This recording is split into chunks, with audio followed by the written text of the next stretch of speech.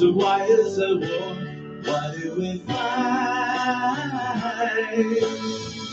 There's one sea, one sky, one earth. So you and I gotta learn to live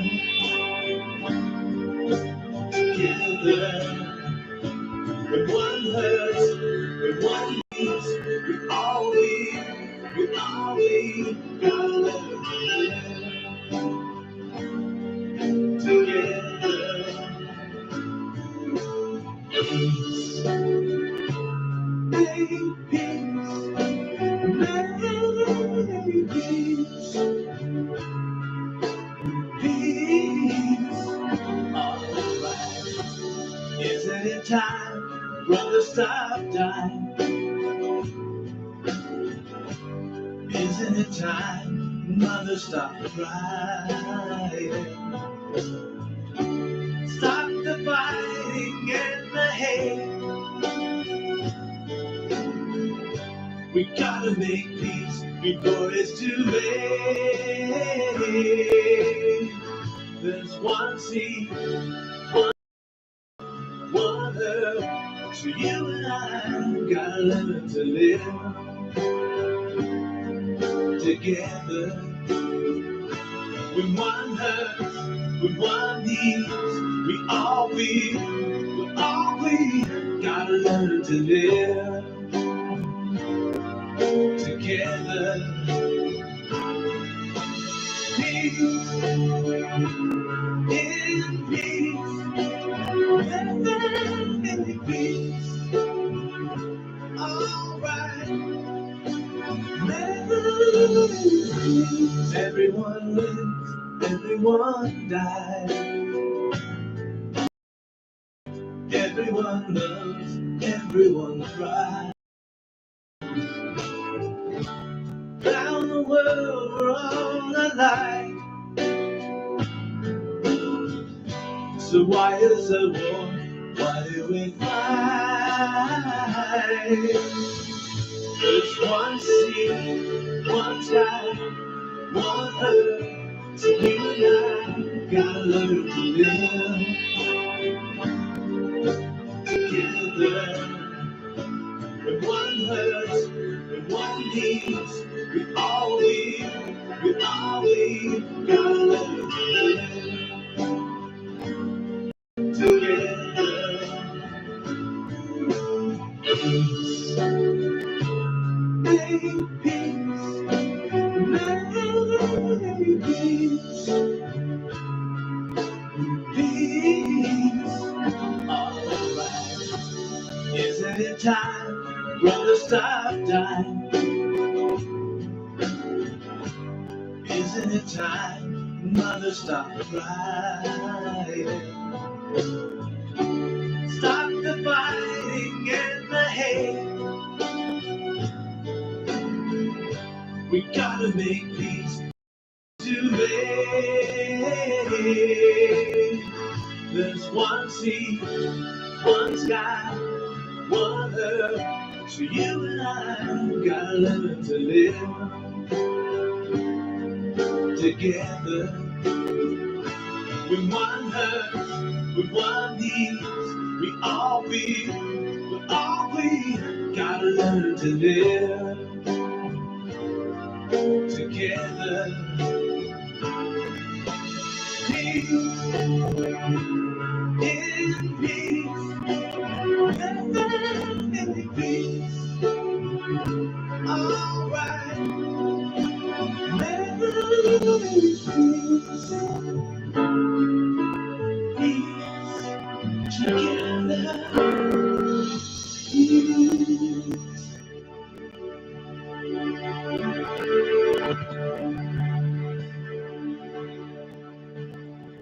Welcome, everyone. Thank you for joining me on Between Two Worlds Shadow Chasing Show, as well as radio.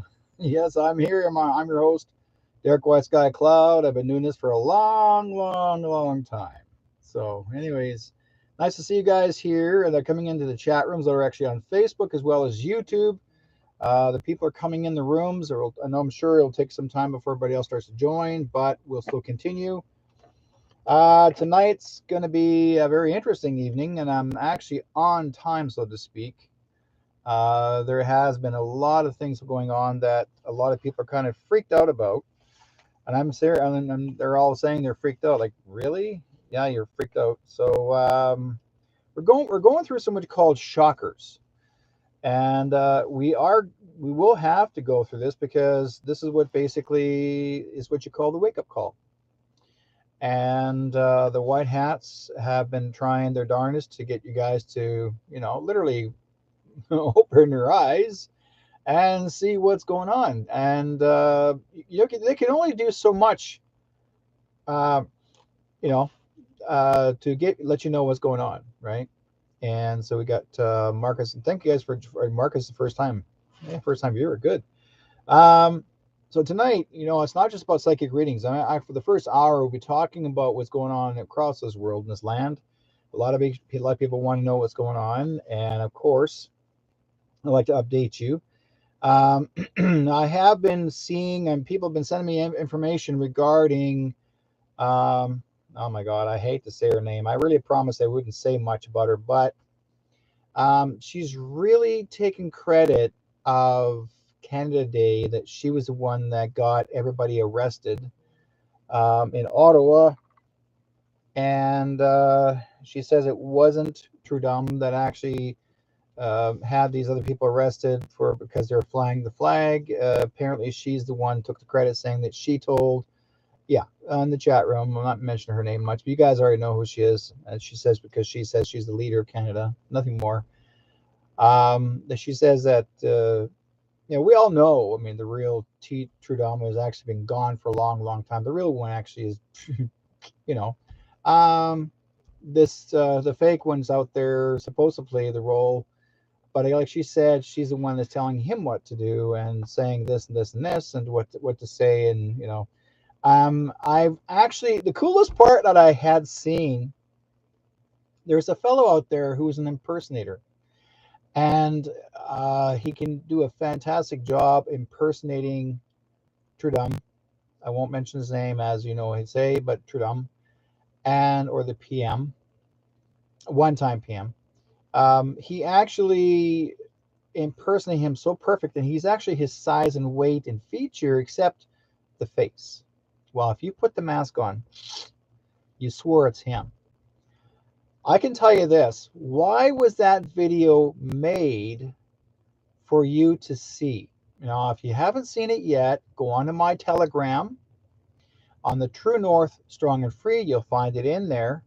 And this guy did a fantastic impression of him. You swore, if you close your eyes just listening to just the voice, you swear it's him. And the way his mannerisms were, the whole 9 yards. And I'm thinking, okay, this guy here revealed himself for a reason.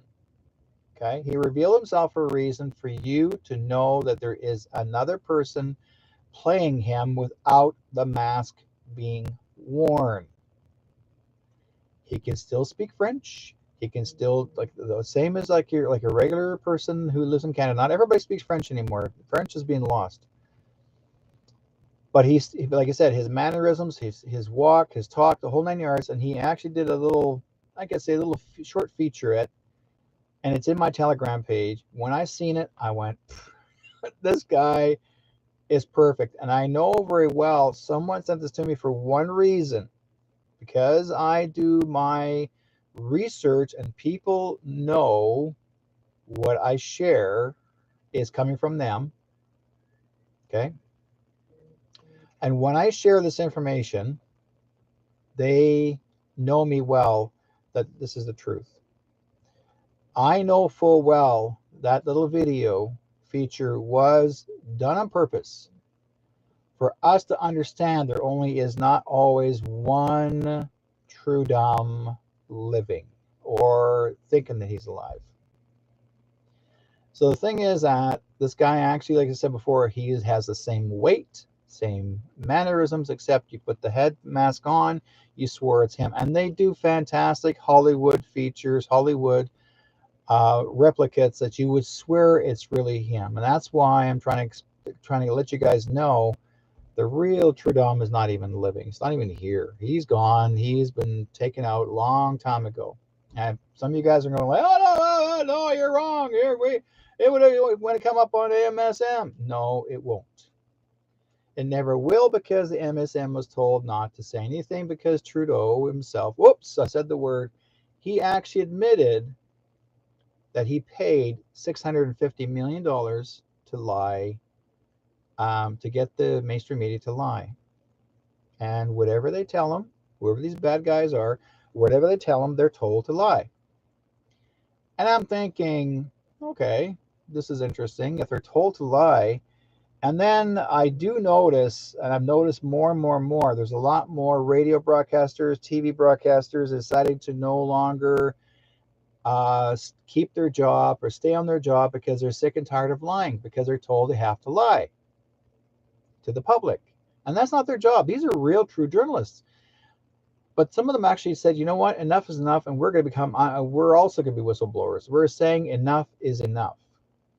So I got this column sent to me, and I'm thinking, oh my God, this girl.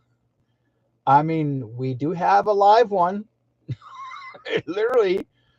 So under the CBC, we call it the Communist Broadcasting Corporation. And I'll show you the feature of this woman. Okay, let's see here how I could do this from the Facebook side.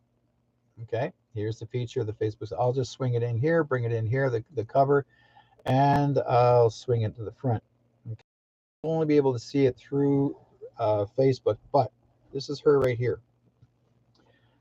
Now, on the Trish Wood broadcast, former CBC reporter Marianne Klawick said the network lost its journalistic integrity on June 21st when COVID vaccines became widely available and mandates were on the horizon. She said, I tried to push through a number of stories that were censored and canceled, but we were no longer committed to truth and honesty. Klawick described how she wanted to show both sides of the vaccine debate and let the viewers decide for themselves. But at the time when she was finding concerning data coming out of Israel, a country where the Vs were available months before most others like Canada, and thought it was newsworthy, CBC disagreed. This was at the time when Israel was reporting links between the PF vac and heart inflammation.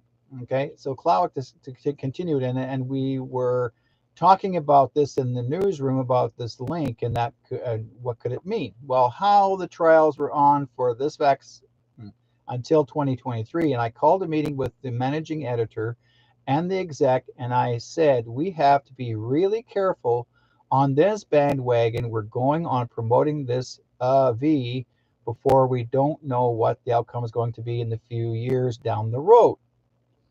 What if this becomes another thalidomide, she asked, referencing the 1950s drug that was given to pregnant women for nausea before being recalled, and the birth defects were recovered by a prevalent side effect, and her concerns fell on deaf ears. According to Klawick, all nuance and skepticism were thrown out the door, and the CBC was on Team Vax, and that was that. Now, you guys may know what thalidomide is. It causes deformed bodies. There were babies born with two heads. Different part of appendages are different or growing differently. It was crazy. There were so many children born with two heads when the parents were taking this for pain. And my mother told me the story about this, and she refused to take the pain, that particular thing in the hospital. And it was really pushed in Manitoba. It was such a heavy-duty experimental drug at the time, back in the 50s. And yes, kids were born no arms, and some, like I said before, deformation was really bad. So at the breakneck speed, we were canceling a whole side of the debate, and it was just happened so quickly that she explains, I was looking around the newsroom thinking I'm the only one who's thinking this way, Am I the only one who's seeing this? And she continues saying that she had always enjoyed her time at the CBC and thought that they gave a voice to both sides of an issue and would let the listener decide what the truth was in that. And now she said the CBC had decided to become intentionally misleading. Intentionally misleading. Why? Because Trudeau paid the money. All of a sudden, we were eliminating one entire side and we were saying, here's the truth, and to that. And to me, that was misleading and it wasn't honest. Klawick said that this was the turning point for the CBC and they were repressing the information. The public needed to make a decision based on an informed consent, and things started to spiral into outright censorship on the network. Okay, it was quickly becoming not safe for people to tell their stories and to have their voices heard because they would be dismissed, they'd be canceled, they'd be belittled. So basically, she gives also the example of a story that didn't get published because CBC wanted to spin it at a pro-vac.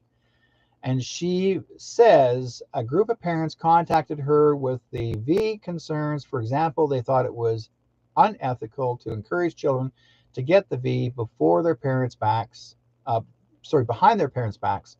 Moreover, they had V liability questions. The group referenced expert virologists Byram Brittle from the University of Guelph, Ontario, to show that their concerns were based on science, not mere speculation. Now, shocked by the division the vax was causing in families and communities, the Klawick pitched the story and was given the go-ahead by her editors. She proceeded to seek both sides of the scientific debate regarding the Big C vac. And in course of her research, Klawick came across the Canadian Big C Care Alliance, a group of medical experts who presented an alternative vaccine, okay, a perspective supported by scientific insights and data. The group had a petition calling to suspension V's in youth until long-term safety trials were completed. Now, thinking this was a hard-hitting story that would punch a hole in the narrative, her copy editor instructed her to submit a draft to the Toronto Health Unit for feedback. While none of the data, okay, in her draft was questioned by the authorities at the Toronto Health Unit, they attacked the reputation of the C Care Alliance, and Klawick was subsequently asked by CBC higher-ups to take the C Care Alliance out of the story and to include two voices from Toronto Health Unit who supported the V young people instead. So at that point, I went back to management. I said, you know what? I can't do this. What you're asking me to do is journalistically unethical. It's manipulating information. This doesn't sit well with me, Klawick said. It was dishonest. It was a dishonest thing for me to do. It was immoral for me as well because not only were we canceling credible voices, we were violating our own principle of balance and fairness. I couldn't do what they're asking me to do by censoring an entire group of credible professionals just because they had different point of view on this. I'm thinking this is not right, and it was moving the story towards the narrative and not allowing dissenting voices to be heard. Smearing the un-Vs, Klawick further noted that the CBC moved from merely disregarding one side to outright smearing them with labels such as a anti-Veer. And in 2021, she notes the federal government conducted a survey to find the proportion of V-hesitant Canadians, finding that 50% of the Canadian population was hesitant at the time because the V was experimental and unproven. And instead of focusing on the group of the 50%, the CBC framed the V hesitant as borderline religious nuts or who denied the Big C as even being real. I step in and I say, what are we doing? Is that the stereotype we are creating, that this is the person who is V hesitant? Why aren't we doing one of the 50% who are concerned about the long-term, short-term side effects? Why aren't we doing data dives? Why aren't we holding at the fizz to account? We are feeding the fear, the anger, and I thought I just can't be part of this anymore. So here's a brief sample of the propaganda article that CBC released, and basically they showed you, okay, in this is basically what she showed, okay. The former BC anti-Vs says the big C19 pandemic changed her mind about refusing immunizations. CBC News. The big C19 denier and conspiracy theorist Mac Parhar dead at 48. CBC News. Husband regrets anti-vax stance as wife lies in coma 800 kilometers from home. CBC News. Misinformation can kill people. Friends and family grieve loss of loved ones who's refused the C vaccine. CBC News. Clowick and Trish Wood further on CBC's dishonest coverage of the Freedom Convoy. The way that group was painted and portrayed was just, I was just left speechless thinking, really? Really? Don't you really think and white supremacists? Really? It was just so disturbing to watch Clowick told Wood. Clowick also says that she saw videos of the Freedom Convoy that showed the protesters in an entirely better light than the CBC was reporting. It didn't even matter, though. The CBC had their agenda and try to create worse things, and nothing would get better in any way of it. Ignoring the big V injured. More disturbing, however, Clowick says that while at the CBC stories about the V injuries were rejected, this was the most profound form of gaslighting. You had a person with a big V injury, and yet we were hesitant to believe that they were saying was true, that they could have possibly had this experience. Then she recounted interviewing a woman in her 30s who suffered, pericarditis within 2 days of getting V'd and was still struggling with daily activities due to her condition. She pitched the story, but again, CBC editors wanted to spin the story towards the V's being a good idea for women her age. And again, Clowick refused to run it, and she eventually left the network. Clowick isn't alone in blowing the whistle on the CBC. That's the Communist Broadcasting Corporation. Clowick isn't the only CBC whistleblower to come out of this past year. In January, Tara Henley also quit and explained in her Substack why she left. For those of us on the inside know this, just how swiftly and how dramatically the politics of the public broadcaster has shifted. Henley said, to work on that, the CBC in current climate is to embrace cognitive dissonance and to abandon journalistic integrity. It is to allow sweeping societal changes like lockdowns, V mandates, school closures to roll out with little debate, to see billionaires amass extraordinary wealth and bureaucrats amass enormous power with little scrutiny. Indeed, while the CBC hosts foreign ignorance on the network's the VAX censorship, editors print corrections nearly every week, and reporters use mannequins. Reporters use mannequins, okay? These people are telling them. They're showing you. They're telling you now. In place of patience to make the big C look worse. It's no surprise to me to see politicians these days leading to defund the CBC chants at their rallies, and the abysmal lack of journalistic integrity described by Clowick and Henley would tank most news organizations because of the CBC is federally funded and might as well have a license to mislead. It can't fail as a company. Prime Minister Harper was going to buy CBC. Okay? He was going to buy CBC, and everyone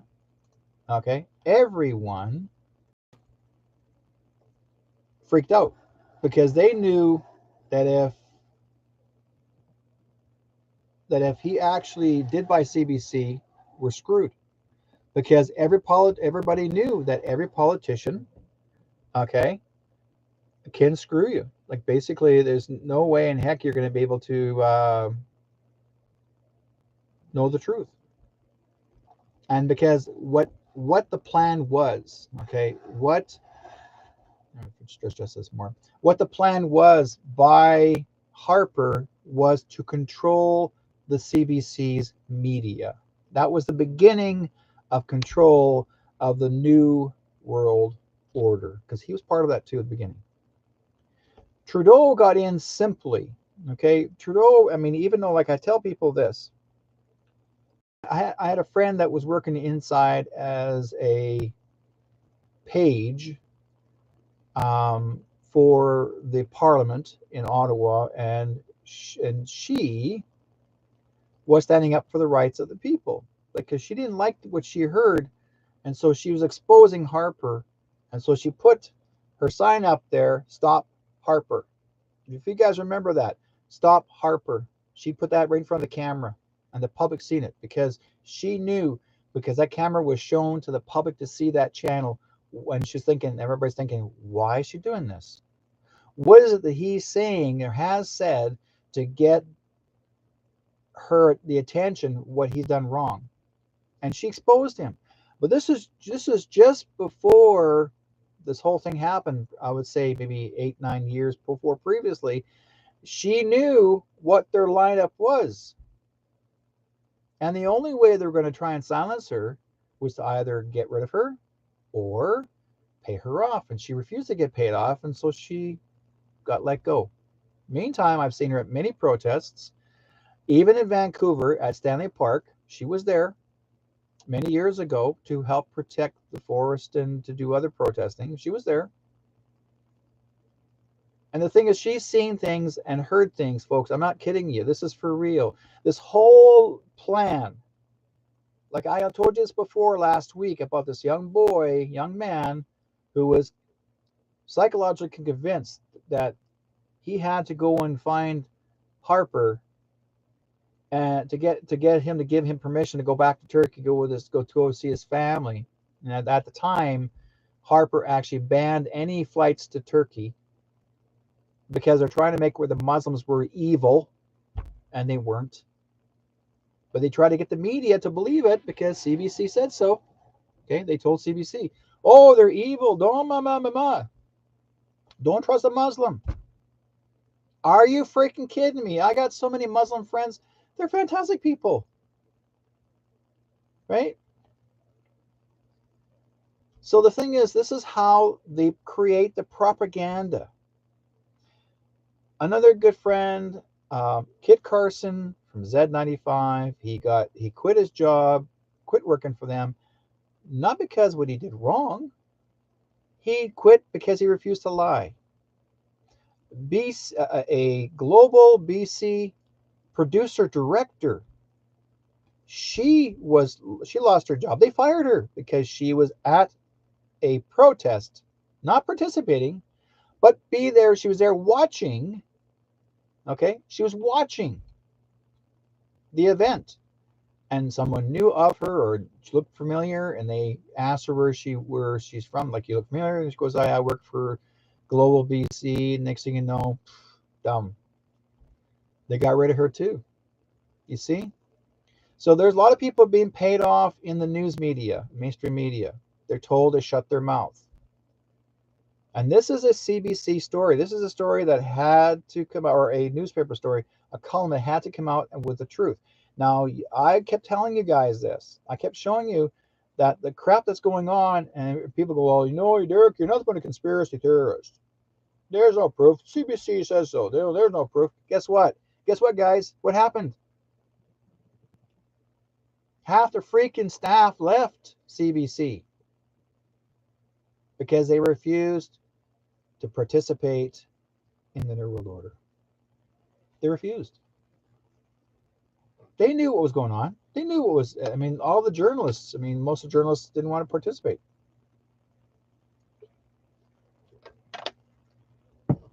It's dry in my office because of the wind blowing under my table fan. So it was kind of a buggy day today, like a muggy day. So I normally have all my fans on, but if I have my fans on, you guys wouldn't hear me. I'll be hearing like, you'll be hearing my voice like as if I'm talking into a fan. Right? So I had to turn everything off. But like I said before, there's something that's important that everyone needs to know. And we are pulled into it. I mean, whether the person, like I said before, there's going to be people in there, whether you believe or don't believe, that's up to you. And same thing with Pat King. Same thing with other people that are participating that were trying to create the Freedom Convoy. And the ones that the police chose to arrest, or they chose for the police to arrest. They'll say, I want you to arrest this person, I want you to arrest that person, I want you to arrest that person, and we're going to make them into martyrs.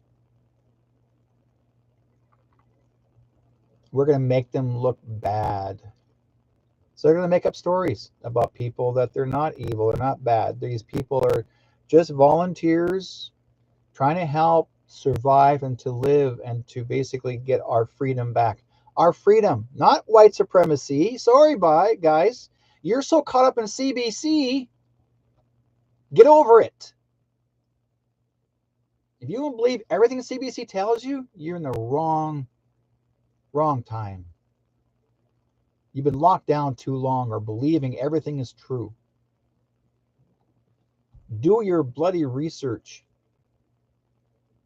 The real truth, not CBC. They lie to you. I tell you guys, if you're going to watch mainstream media all the time and all you see on TV, that's what they want you to do, is to basically to submit, to give your life over. Here, have me, take me in the arm, how many times you need it so I can still live and go to work and have money and oh, I'm sick. Oh, I have the big C. Oh, I'm sick. Oh, well, okay, you gave me these. This is not supposed to happen. Oh, I'm sicker. Guess what? It's only so long your body can handle it. And next, what happens? You're in there and you're 6 feet under. Okay. I know what goes on. I've been seeing this. I was shown this since 2002.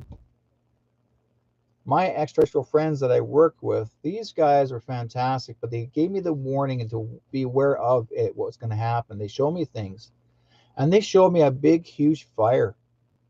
They showed me explosions. They showed me a war. They showed me it was like the end of the world. We were supposed to have a war. We were not supposed to be here. Canada was supposed to be at war. Half our country was supposed to be down, like disappeared. But things got changed because there was a mirror effect. And that is back in 1984. We were supposed to be in the Third World War, but it never happened because some people got taken out. And it got changed. Operation Looking Glass. Okay. Yes, Travis. He says it seems like all the staff are getting sick again. Yes, they are, because what they put in their arms is actually what gets you sicker. Okay. It was never proven to help you. Now, I've been seeing the huge push before going any further. Pat King and all the people that are behind bars right now, those are part of the protest. I'm not going to mention any more names on now. Just Pat King says he's actually one of the major people that everybody's followed it as well. The courts, the Crown Council is looking for 10 years to life. 10 years to life. Why? Because they're going to use the term inciting violence, inciting war, and whatever else you want to put on top of that. Now, who's doing that? Who's making all these charges? Who's making it where they have to make why they have to really try and scare people? Like, are these people, why are they behind bars? Because they were trying to tell you that they got power and you got nothing. That's why these guys are behind bars. Why do you think they took Pastor Arthur Pawlowski and put him in jail for 50 plus days and made him suffer? I mean, they tortured this man horribly. If Arthur can tell you the details, what it felt like, I'm surprising he didn't tell you the details. I mean, absolute details how it felt like. All he told you that he prayed. But if he gave you the details of everything that happened to him inside prison, and don't forget, folks, he never was convicted. He never had to serve hard time by no means. Anyone that does maximum prison, maximum, has to serve more than 2.5 years and has to have a violent record. They put him in a violent prison where lifers are in there, people who have murdered people, rapists, you tell you like anything you want to think of, robbers, thieves, you name it, anybody who's violent. He was living with them, not overnight in a halfway house, not overnight in a pretrial center. No, no, no. He was placed in a maximum prison in Edmonton. Why? Because the Premier of Alberta, Jason Kenney, said so. So your premiers in every province, I didn't know they had power to tell our police and our governments and our employees to torture, to maim our citizens. And they fall through with it. So we have to suffer, our people, the people that are searching and standing for freedom, even freedom of God, for God. And Arthur Pawlowski was standing for the rights of God. And it's a law. It is a kingdom of law, of God. No police have any territorial rights on any church land when the church is in service. I mean, I'm a minister myself. When a church is in service, no police officer is allowed. No one, not even health practitioners. I don't care who you are. They're not allowed in the building during service unless they're there for looking for service of God. That's it. But if they're not looking for service of God, there they can wait until the service is over. But they didn't. They treated it as if it was actually kicking in the door, like he said, like Gestapo, kicking in the door like Gestapo officers, like Second World War, like you're working for HITLER, and saying, here's what you're going to do, and if you don't do as we tell you, and then their arm goes in the air. The Führer said so. Hey, it's exactly how it acted. And everyone fell for it. Everyone submitted. Most people did. Arthur Pawlowski fought back. Even his church congregation fought back. They were standing for the rights. So knowingly, they stood up for the land of the rights of service. What did the police do? And what Jason Kenney do? They put a fence up around the whole perimeter of the land where the church service was supposed to be. And they weren't. And even the RCMP, our tax dollars paid the RCMP to guard the fence, so they can't come to church. Why? To guard the fence, you can't come to church. Because that group of people that Jason Kenney works for is a satanic organization. And he told those officers that work for him and said, if you don't do as I tell you, you're going to lose your job. And that's what Jason Kenney did. So those officers had to make a decision. And they didn't like it. They did not want to do anything. There were officers that did not want to participate in this, but their job was on the line. There are so many officers now today that quit their job. I've got a friend of mine that called me up just the other day who was RCMP, and he goes, Derek, I don't know if I can handle this any longer because this is too much for me. He said, I can't handle this. He says, I'm an officer. I love my job, but I don't like what the government's doing. They're treating the citizens of British Columbia like pigs. Like pigs! I didn't know we were being herded like pigs or cattle. Oh, yes, that's exactly what's happening, folks. They're treating us like pigs and cattle. Now, why is an officer telling me this? That he's told by his government that that is how they have to treat us. You know, their job when an officer, when they actually pledge the under the Canadian Charter, the Canadian Charter states that they're protecting the citizens of Canada. They're protecting the citizens because their job is supposed to be to serve and to protect, not to serve and protect themselves or to serve and protect some other person unless they're requested to do it. To serve and protect the citizens of Canada or whatever their service is, but that was their pledge. An RCMP officer is very similar to a military officer when they swear under God, not under a freaking piece of paper. They swear under God, everything. And why do you think they took the word under God out of Parliament? And they took the word under God out of all the schools? Why do you think they took the word under God out of everything? Why is it actually wrong to pray? Why is it wrong to pray in schools? I remember when I was a kid growing up, we were praying. We're giving thanks to God. No matter what religion you are.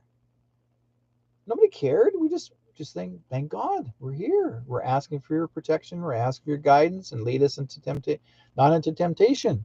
Not into temptation, but deliver us from evil. That was just a simple prayer that a child feels comfortable, that he or she felt comfortable that they're not going to be harmed while they're in school, and the teacher gave them comfort. Then these new people came in, manipulated all these new groups of people, little hedonists, they're called hedonists, and they came in there, satanic organization said, oh, I'm an atheist. I don't believe in this. Oh, I'm a certain religion. I don't believe in this. Well, sorry. I don't care if it's Jehovah. I don't care what you are. God is God. The I am is the I am. God exists. Jesus exists. I know because I've seen Jesus when I was a kid. Seriously, I wasn't dreaming. I was imagining. I seen with my own eyes. I've seen things, folks, that you would literally cry. You'd be down on your knees and praying for those people for protection. I've seen suffering. I've seen beheadings. I've seen stuff that you would not want to see.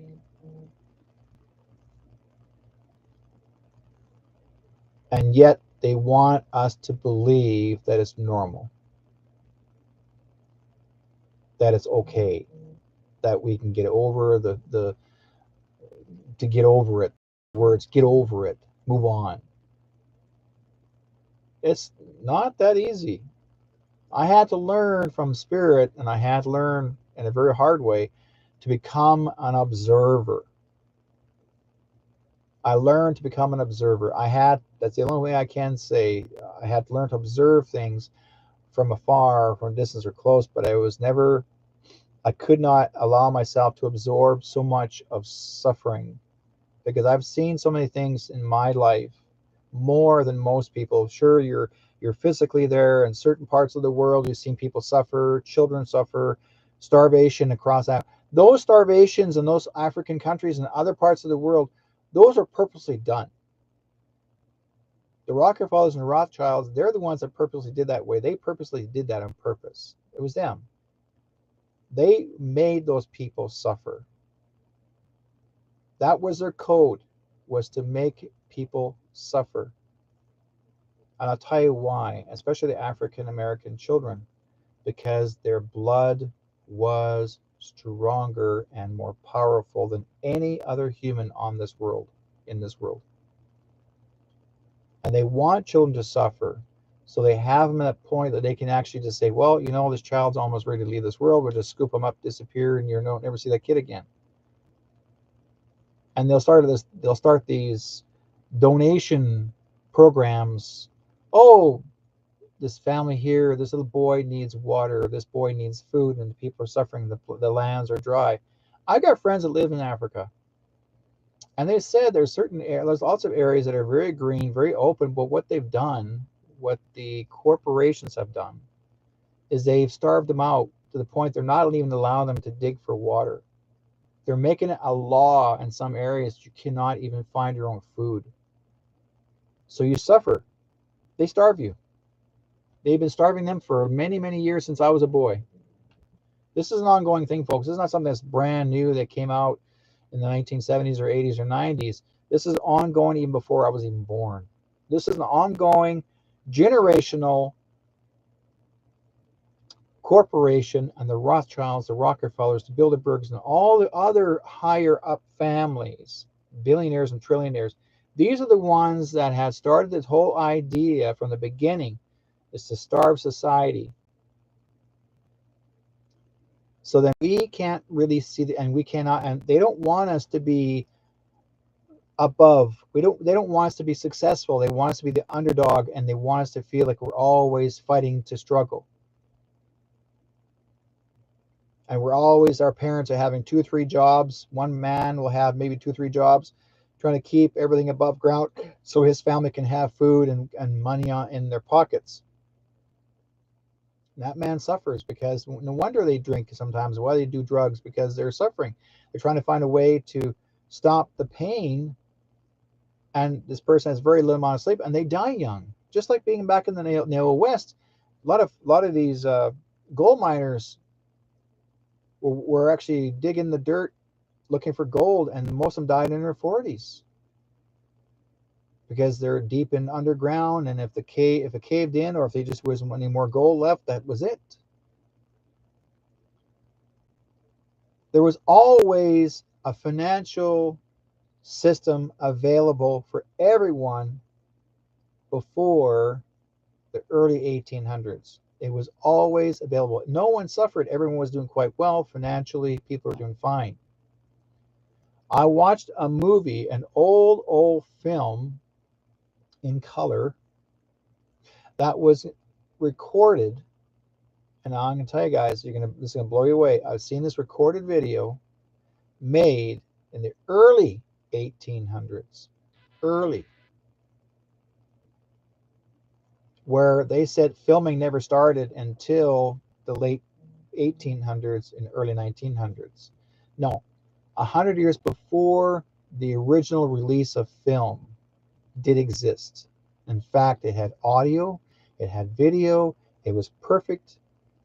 People were actually so advanced in technology 100 years before. They were advanced in technology. Absolutely. Then all of a sudden, the Rothschilds comes in, we're going to eliminate that. Rockefellers come in, we're going to eliminate that. No, we're going back in time again. We're going to we're going to actually just take this all away, knock it all down. We're not going to tell anybody, no excuse, no reason why. We're going to tear down all these wonderful, beautiful buildings that once were built, and we're going to tear down all the technology, electronics, anything that relates to what Tesla had done at the beginning. We're going to tear all this down and make everyone start from scratch and go back to AC/DC. And so you start believing one person's name is supposed to be the original man of electricity, and it wasn't. The original true man of electricity was Tesla. Tesla created a lot of power from the very beginning, and he helped create this from a long time ago. But the J.P. Morgan got very upset the fact that his partners said, "Hey, no one's going to have free energy here. We're going to eliminate that. So we need to find a way to disgrace Tesla, and I'll bring another guy to you to take his place. We'll go AC/DC instead." And so they decide to find this elephant, whatever, some animal, and they decide to shove some wire up an animal's ass and just say, "Hey, This is Tesla's work. Killed it. And they said, let's see, this is Tesla's. No, okay, he's a failure. Bye. See you later, Tesla. Bye. They abandoned him because Tesla wanted to give you free energy. And JP Morgan is a profiteer. He's a profiteer in oil and gas, profiteer in anything that related to land development, anything to do with, if he's not making any money, he'll try to destroy you. He did the same thing with the Ford Corporation, where Ford was running on potato or alcohol, free energy type of vehicle, a gallon. And then what does he do? JP Morgan gets it. Go to the government. He says, no, this alcohol is, no, it's dangerous. Once exposed, and I'll show you, and I'll throw alcohol on something. Let's see all that fire. Oh no, it's going to blow up. He set it all up to make it look as if Ford was the bad guy and made him look good. So they try to pass a law and say gasoline, and then they gave it a name.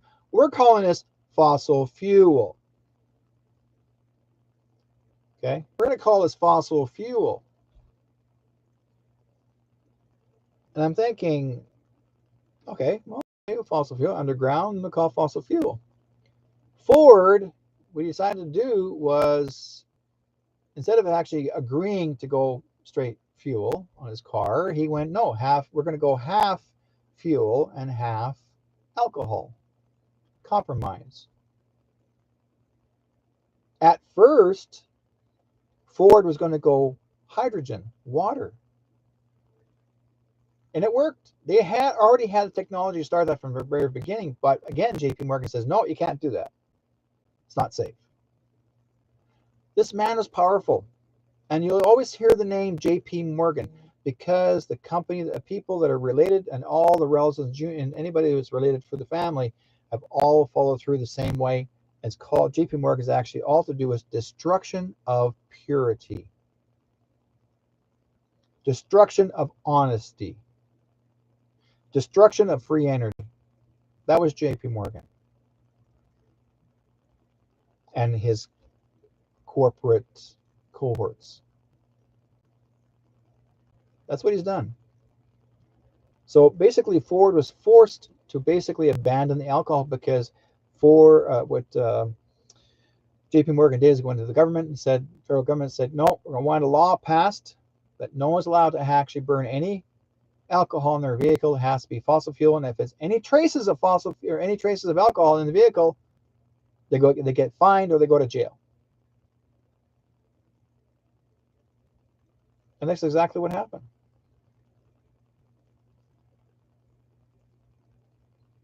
And I'm thinking, why does JP Morgan want people to go to jail? Why is he so incensed on wanting to have just oil and fuel to be the energy for a vehicle to transport? Because it makes him money. And it makes his people money. That's why he was always known as a multi-billionaire, even more than that. This guy knew how to invest. He was an investor in control. He was a controller. And he knew how to do it. So, the thing is, in society today, folks, this is what this whole thing, when I've talked about from the beginning of the program, is basically the corporations, people that run these corporations who have been part of this. They control the mainstream media. They control our transportation. They're trying to control even us to how we breathe, how we live, and how we move. I've seen visions. I've had visions of people impending so much needles in their arms that instead of using needles, they're just taking the pill form. In the meantime, they're noticing they're starting to have strange things growing out of their body. Okay, I'm telling you, folks, your skin tone will change as skin color changes, like more of an albino. Your eyes will start to change more like not like this anymore. You're more possibly slanted eyes or black. Eyes can become black completely black, or even newborn babies be born black eyes, because what you put in your arm from out there, those are, like I told you before, those V's are not what you think they are.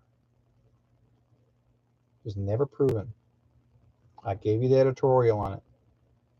And I have, like I said before, I've got connections in the Alliance, friends that are in the military, and people who send me information and say, Derek, you need to see this, have a look at this. And I know full well, for what I share with you, others will agree. And the government's going to try, every government's going to try to blame the unV'd people. Oh, it's your fault, that's why we're in the hospital. No, no, no, no, no. Who told you to say that? Who told you to believe it? The mainstream media. And who told the mainstream media? Our government. Why? Because the government officials, those who actually run the government, buy, they, like Trudeau himself, he bought all of Moderna's. He bought, because that's his investment. As a politician, you can buy into anything you want. If you want property, you can put the 1996 Expropriation Act out on there, and you can take the property away from that person. You got nothing. They call it the 1996 Expropriation Act. Why? Because they say they can take it from you. Well, actually they can in one way, but there's actually another act that you can do, which basically you have to introduce that to the courts and say, there's, I can't remember the name, all of a sudden the name is, but there's a certain name that you use and say, look, I'm buying this property through this name, and next thing you know, the government can't even touch it. Okay, you're under a sovereign land. You're on sovereign land. But if you allow the government to tell you what to do, because right now, whenever you buy property, folks, you don't own it. You don't own it because the land is on corporation land. Because the crown is called a corporation. The crown is the queen under corporation. But when the crown no longer exists, it's no longer corporation. It's back to sovereign again. That means uncharted land. That means you can make claim. You put a stake in the ground. This is my land. I'm making claim. If you look at the original, how they used to claim land properties, that years ago, they would put a stake in the ground. That was legal. You put a stake in the ground, you land claim, go to the office, land claiming office, you fill out the forms, this is your land. Even the government can't touch it because you land claimed it with your own name on it. But you have to measure out what's yours. A lot of guys would just pace it. Nobody had a measuring tape. Okay, it's how many distances, legs, or whatever have you is what you had. And they measure that land as this is my land. That's exactly what they did. Yeah, in the chat room in YouTube, yeah, some say that the future of humans will be gray aliens. Actually, it has already began for years. There have been a lot of children that were actually experimented on for years underground in the tunnels under the DUMBs, the deep underground military bases. There, I have seen photos and videos of children being born in different human and animal formations. If you haven't seen them, go to my Telegram page. You'll see it for yourself. These are not your typical hospital experimentations, not your typical scientists in a lab that's in some other country. No, no, underground. This is an illegal. This is a deep state, like really bad, evil fiction. Like this is not fiction, folks. This is for real. And the reason why they're doing this, because they're trying to recreate the evilness that they're trying to bring back, the fear, the how do you say it? God against Satan. Okay, they figure being underground is Satan's territory. They're using a whole bunch of it, like this from Freemasonry. They're trying to treat Freemasonry as the most evilest thing ever. But you know what? I tell people this: Freemasonry at the very beginning when it started was of under the god light. But there were people that were corrupt, that corrupted the Freemasonry later on through the years and made it worse than what it is. Very similar to Scientology. Scientology is also satanic. Has been followers of Satanism.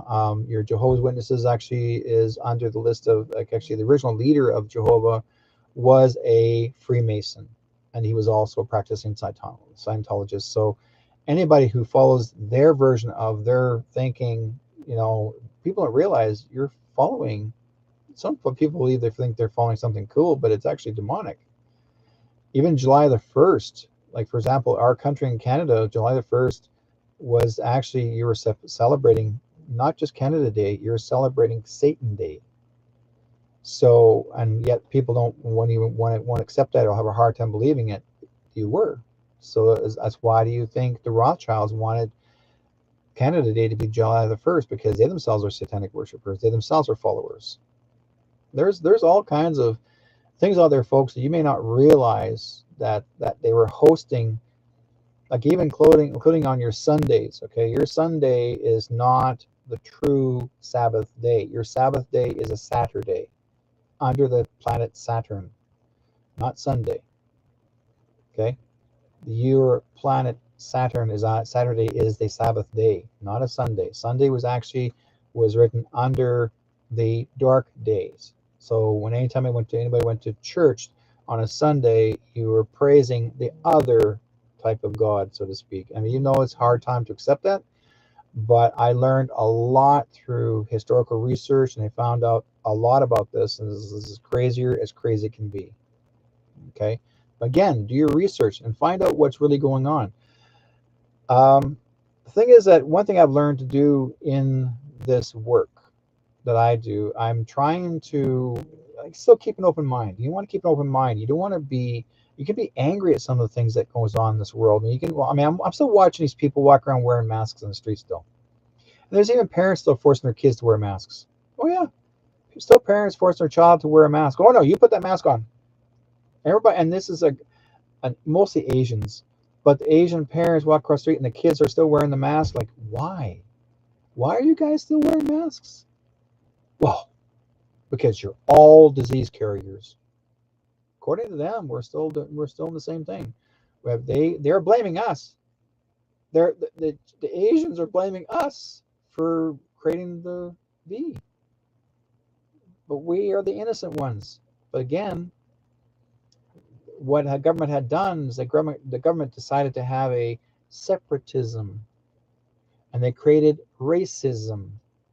They created fascism.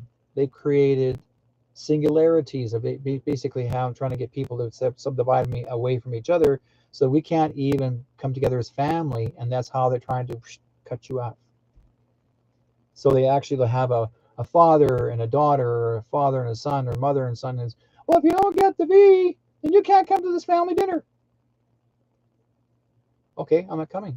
Well, you're no longer my son. And that's exactly what happens. They are so feared because you were brainwashed for those 2.5 years on TV. Okay? Why they call it television? They're telling you in a vision. Or why do you call it the boob tube? Because at one time, there was a lot of people out there that were girls that were robust, and you had to see to get the attention to watch TV, so they would have girls to show off their robust selves, and they call it the boob tube. There was more men watching TV because it used to be just children and moms, but then when the fathers start watching, oh, what's this? She's endowed. Called the boob tube. There's all kinds of phrases you call TV or television or even what you see now.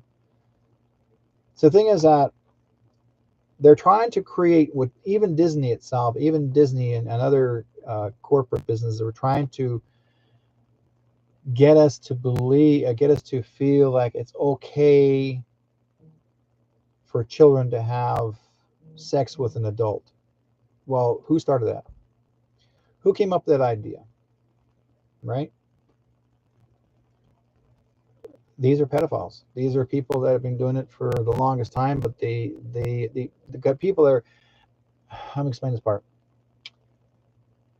Klaus, I'll just say Klaus, the one who created the New World Order, he said, okay, this is what he said about our Canadian government. He says he owns half the he owns half the party, the habit. I'm sorry, he can control and he runs half of the party of Canada. He says they're on his side. They work for him. The New World Order. Half the cabinet of Canada, they work for him. Really? That means half the Canada actually will be in jail soon, or if they have not in jail by now, they will be for crimes against humanity. Okay, M. Dragamont says, the other day I seen a woman driving her car wearing a mask with the window down. All I could do was look and shake my head. I was thinking about the complete absurdity. Yeah, it's true. The complete absurdity. Number one, I tell people is if you're going to drive while you got your mask on, if you're by yourself in your car and you're still wearing your mask, why? Number one, you keep wearing your mask too long, you're going to pass out behind the wheel and you have a car accident. Your insurance company will not cover it. I talk to insurance companies. They will not cover your insurance policy while you drive with your mask on. Do you know that? Because if your mask is on your face, over your nose while you're driving, you can create constant carbon dioxide buildup in your lungs, and you can actually create a sickness that you can pass out. And if you pass out behind the wheel wearing your mask, your insurance policy won't cover it. And if you kill someone behind the wheel with your mask on, you're at fault and you go to jail for murder. Did you know that? Because your mask is like a hoodlum going into a bank.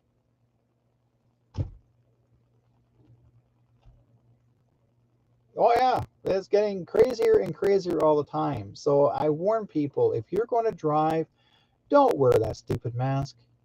The mask is not going to stop anything. And here's the thing, and I'll tell you why. Masks were never meant to be worn whatsoever to stop the V, okay? Because it would be like the Ebola. You know, remember the Ebola virus? Back in, normally they would blame it from Africa. Well, the Ebola virus actually, where would you bleed? Eyes, every orifice that's open, you bleed.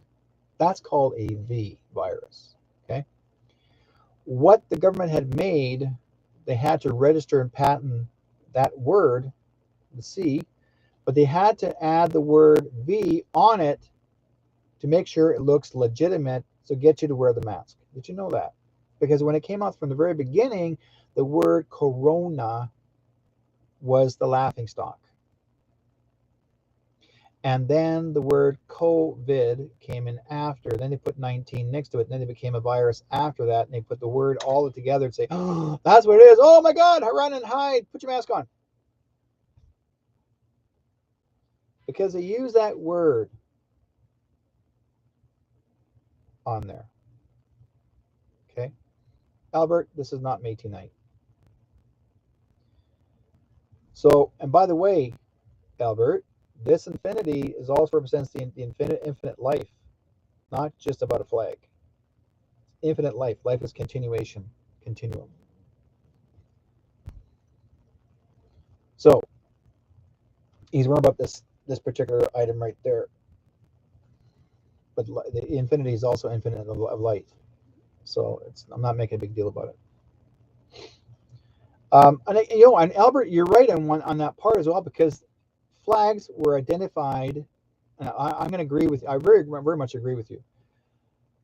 Now, I want to get into this too as well, because I felt this was kind of shocking, very shocking. Our Canadian flag. Those of you that are Canadian,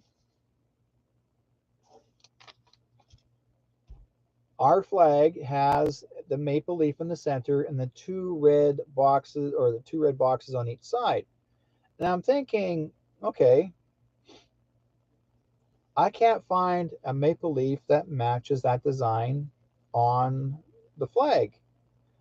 What I found out is I did find through a friend of mine, said, you need to check this out, Derek. He said, and he said that flag is that particular maple leaf is a flag. Is the maple leaf is actually from Norwegian.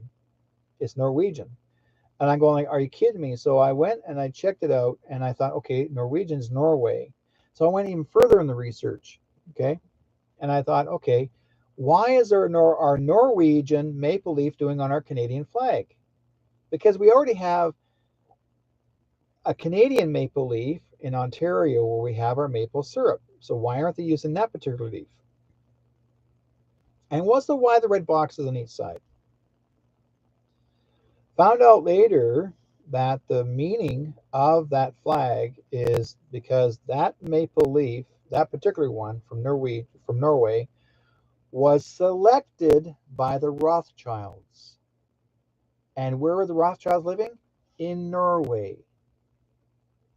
They're the ones that selected the Canada flag, the way it's designed.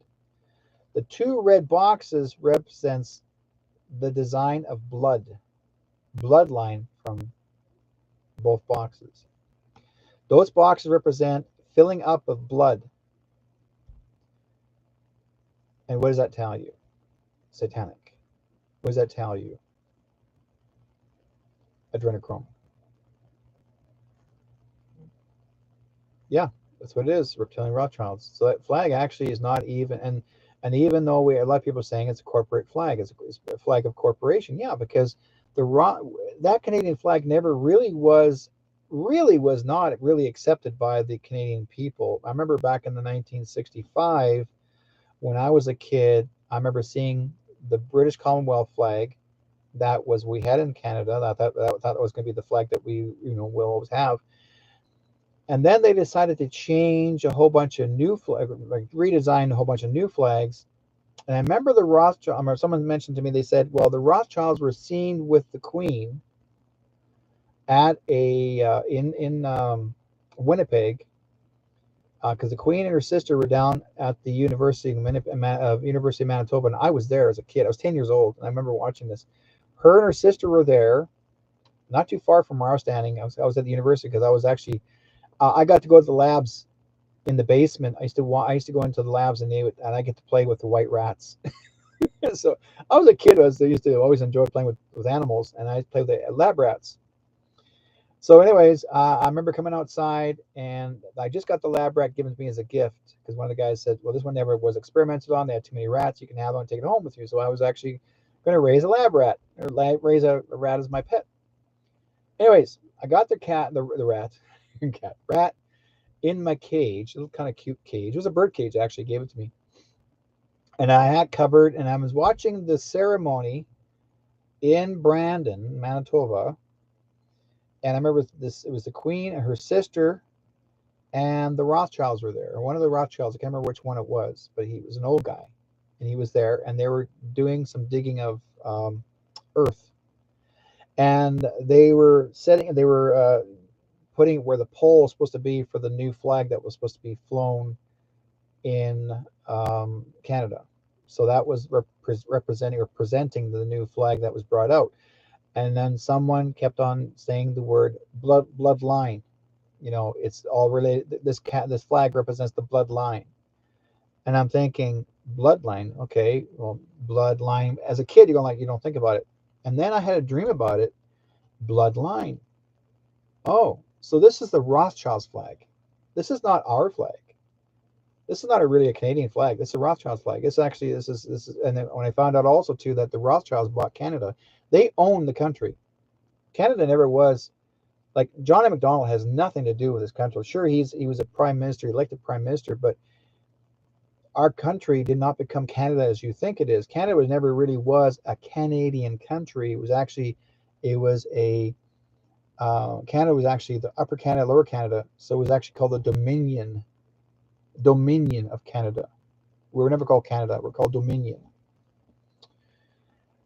So, one thing when I learned about it was Macdonald was in a hurry to get to the Queen and told her we need to get this country started real quick and label it as Canada, not it became a dominion. Dominion means that it's not chartered as being official yet, that we still were sovereign people. But he was in a hurry to make it a country, so then he'd become the first prime minister. He was going to be running the show. So whatever she tells him what to do, he did it. So in the meantime, it's funny how it was just a queen, not always a king. The queen's always telling, it was mostly the women who were telling them what to do. So it makes a lot of sense to me. It made a whole lot of sense. So the thing is that in time, our country now has become a corporation. And I was informed that it actually, the country back in 1984 did go bankrupt, and our prime minister bankrupted the country. Okay, so whoever was in government at the time, 1984, bankrupted it. And it was never the same since. And they were told to bankrupt the country. And there's a reason for it, because, you know, whenever you're trying to make an income, everyone tries to work real hard to make. I kept thinking to myself, no, why are they insistently wanting to bankrupt this country? Why did they bankrupt the country? Why did they overrated our country as being like, oh, we need to lose money here, not make money. We need to, you know, to lose it. And I had to figure out why our country was in that position, why we were there, why we kept losing money. Because it's not us as citizens that are failures. I mean, we all worked very hard to survive, to make an income. It was our government. Our government was overspending. They were overspending, but they were overspending not in our country. They were overspending out of our country. So they were taking all the money and were using it, throwing it away to other countries, not third world countries, throwing it away for either to support financially human trafficking. They were supporting, and I'm not saying protecting human children. No, they were supporting. They were actually financially paying for human trafficking. They were supporting the military. Okay, and they were sending money out to places that there was no military on any location there, but they were giving money to countries to keep the military running. I mean, other foreign countries to keep the military running, right? To attack other countries. So we were supporting financially as a corporation to China, our country was handing out money to the Chinese Communist Party. Our money was handing out to other foreign countries, even during Afghanistan, to keep the war going. Israel, you name it. Our country was failing at its worst, and we weren't trying. And there was no Canadian Armed Force officers there. They were just throwing money to the bad guys, and our money paid for ISIS. Did you know that? Our money, Trudeau handed our Canadian dollar to financially support ISIS. And then after ISIS was over, the leader of ISIS came back to Canada, was pardoned, and given $15 million. Pardoned and given $15 million.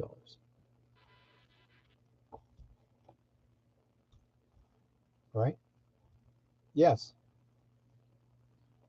So the thing is, like I'm telling people, you guys are not seeing the picture. There are so many corporations, there's so many people that our government was handing out to corporations, the WE organizations, which is supposed to be a child protection or child services. It's not. It was a child pedophile program.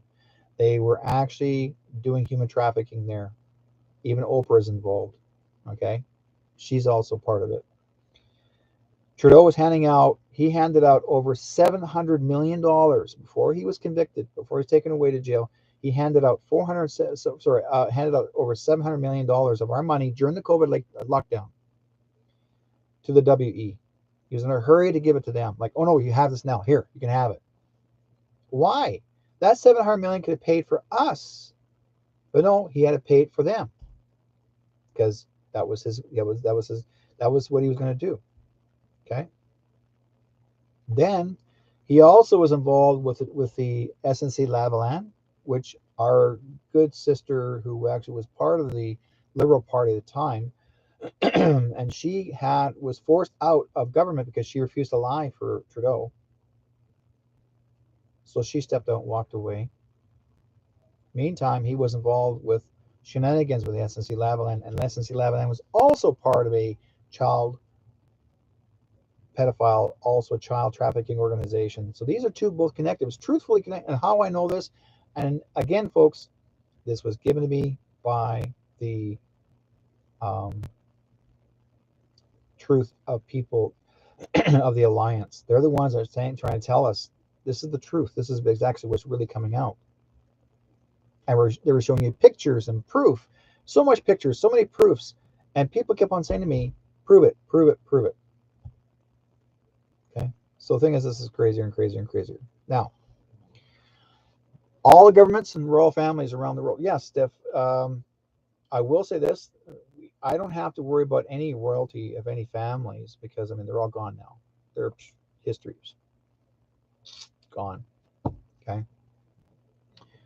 Right now, what our alliance is doing is the White Hats are doing. They're trying to get you guys to wake up, to really and to support the wake up. Like basically, let others know what's going on. Because I mean, you see it all over. I mean, if it wasn't for Telegram, and I'll tell you this, if it wasn't for Telegram, I'm sure you get some people in there. They're going to try to troll and try to mislead. But you got to watch the tracking and make sure you watch the people that are actually truthfully doing the proper table sharing, and that would be or your chat rooms, and that would be like follow the JFK juniors, follow the Trump alignment. Marilyn Monroe, okay, she's still here, by the way, she's still alive, and so is Elvis Presley. And some people, oh no, you're crazy. Yeah, no, he's still here. They both work with Trump. They're one of the original leaders, been helping to protect this country. They're part of it. They've been Elvis has been involved since the beginning. And so is Marilyn Monroe. In fact, Marilyn Monroe and Elvis became girlfriend boyfriend and had a child together. So they have a son. He's actually the leader. He's the one that everyone's going after him and wanting him behind bars because he owns WikiLeaks. Do you know who that guy is? That's Elvis's son, his first son. That's Marilyn's first son. Think about it, guys. This is what I said. This is stuff that I know, and I believe it. I mean, there's so much new stuff coming out today that I'm like, oh man. I mean, sometimes people say, "Oh, are you sure it could be misleading?" No. I'm getting it from the true people. The people in their chat rooms that are related to these people are showing you the truth. Okay, they're showing you the proof. Even JFK Jr., the Kennedys, are also related to Abraham Lincoln. They're all related from the guy from the lineage down. And Lincoln is related to Jesus, the Christ. They're all related downline. So this is going to be bigger and better, folks. I mean, when I saw that, I think the biggest eye opener was when Princess Diana, she had to fake her death. She's still living, by the way, folks. Some of you may not disagree, but you will. She's very much alive. In fact, she's been working with President Trump working alongside him for the longest time. Alongside him, yeah, she's there. Alongside him in a mask, and her son is Baron Trump.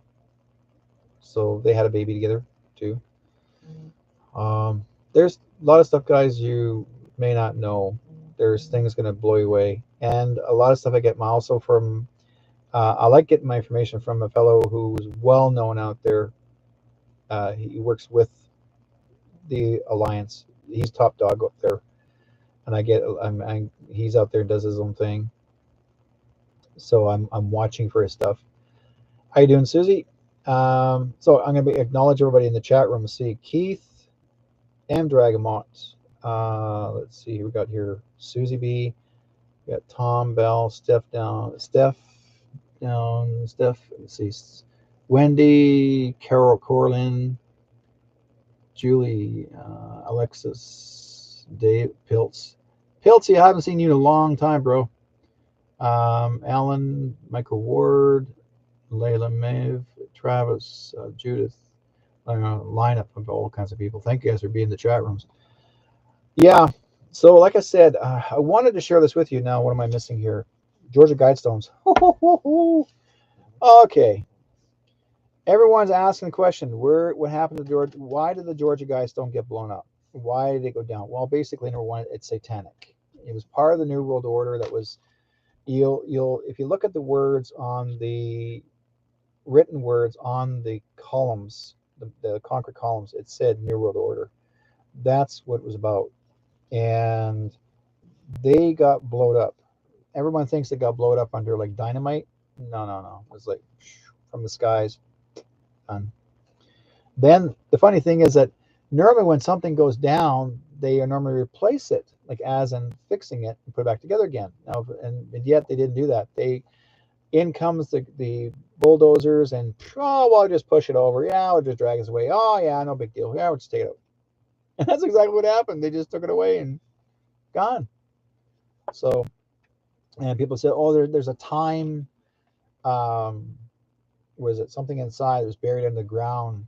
And I said, well, okay, open it up and see what they said in there. Help me.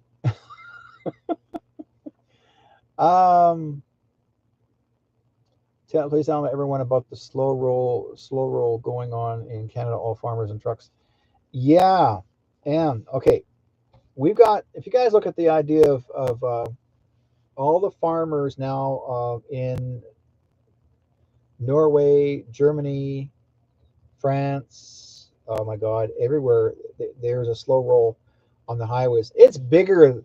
Theirs is even bigger than ours now. They're these foreign countries, these European, I'm going to say foreign, the European countries, they followed what we did. We are the first. Our country in Canada was the very first to create a convoy of freedom. Okay? We're the very first. And because the Europeans and everyone across the world seeing what we had done, they decided to do the same thing.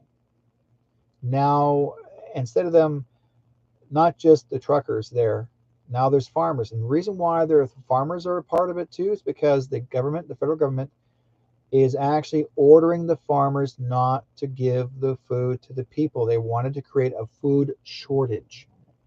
So when Bill Gates got involved, and he contacted his organization contacted every farmer and offered them twice the amount of money for the food, and not to distribute it out to the public, but to destroy it. I'll pay you double the money. You destroy the food, so they can create a food shortage. And the farmers didn't really catch on as quick at first. Like they're going, okay, something suspicious here. Why are they pushing to wanting us to get rid of the food and not distribute it out? And some of the farmers are like, hey, no, this is not what we want. We have the right to distribute food to the people because people need to eat. So if their federal government, their prime ministers, their presidents, and other countries, it kept saying, no, you can't give the food away. You can't sell the food.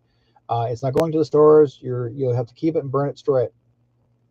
The farmers got mad, and they said, screw you. So the first thing they did was they brought the manure.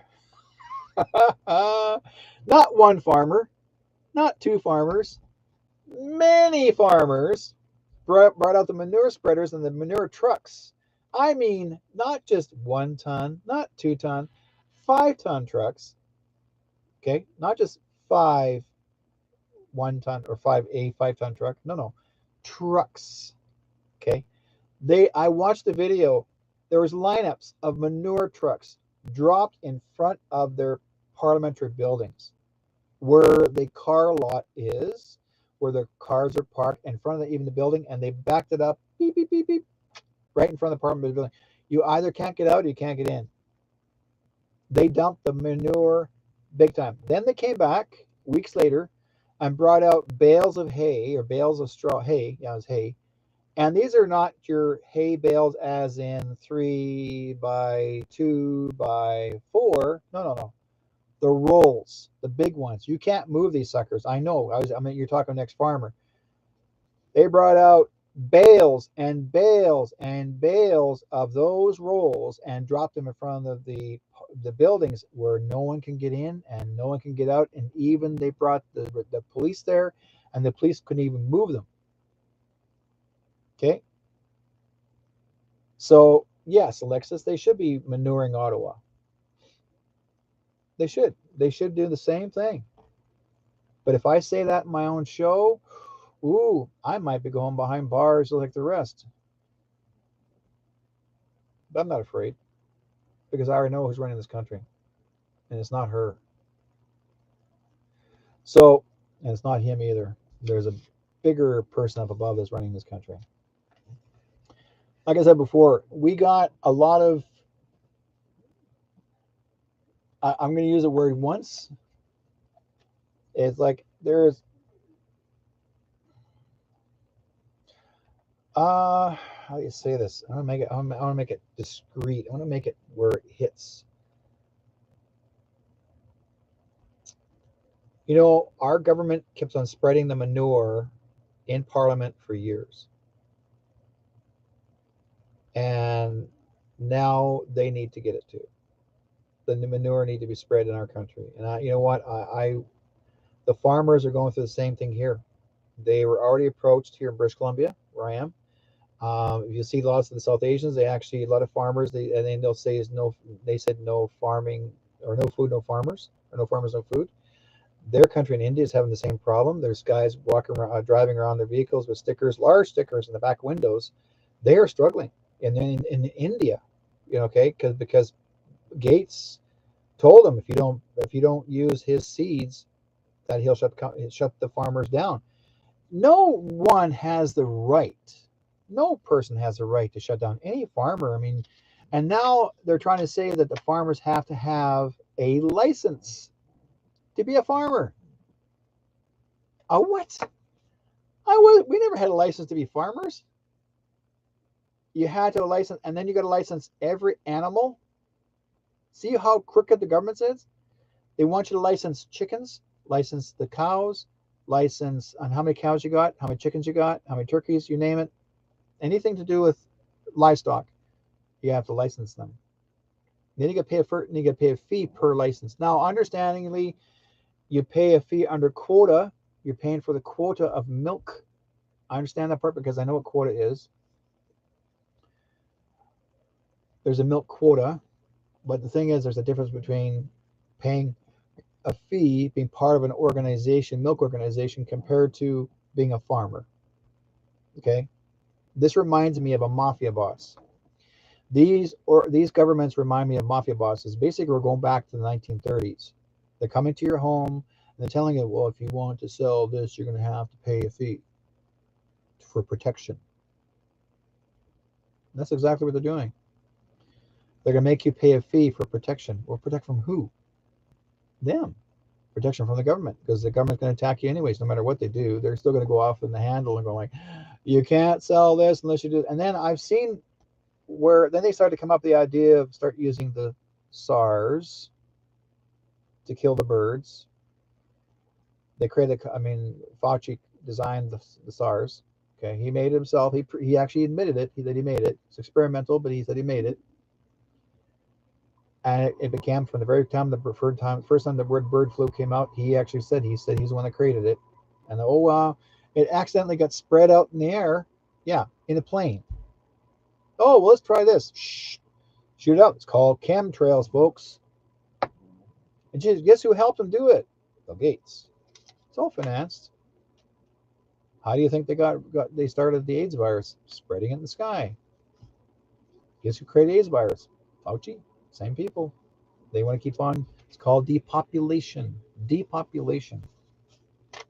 Okay, that was their goal, and they're still trying to do it. To this day, they're still trying to do this. Okay. I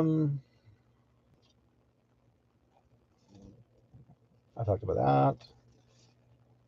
Georgia Guidestones, I did talk about that, yeah. And there's a threat of chemtrails being sprayed in the skies again. Folks, don't worry about that.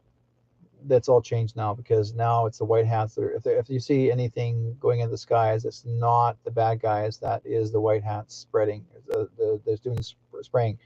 They're trying to clean up what was put in there, because there was so much nanoparticles and silver, or not silver, but it was like a nano silver, nano crap, whatever it is, that they put poison in the air. They've been doing it for years. Nanoparticles. Thank you very much. So much nanoparticles sprayed in the air that the now Trump's people are cleaning it up. So basically, they're putting out organic cleansers. So basically, our if you folks, you need to understand. Have you noticed? Thank you, aluminum. It's one of the things. Yeah, one of the carbonates. Have you noticed that one of the how do you say it? Have you noticed that nobody's sick anymore? Like, not sick as in lungs issues. Like, have you noticed that there's nobody complaining about asthma, or how those you take this all the time to breathe?